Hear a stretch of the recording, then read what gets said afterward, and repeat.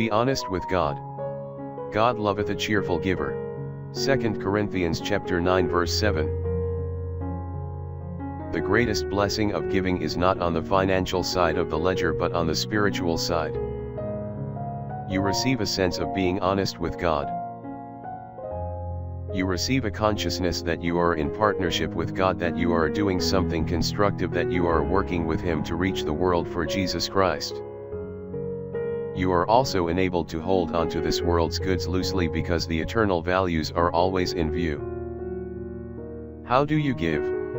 Is it liberally and cheerfully? Or is it sparingly and grudgingly? If you have been giving God the leftovers of your substance and your life, you have been missing the true joy and blessing of Christian giving and living. Prayer for the day. Forgive me, Almighty God, for so often giving you the leftovers.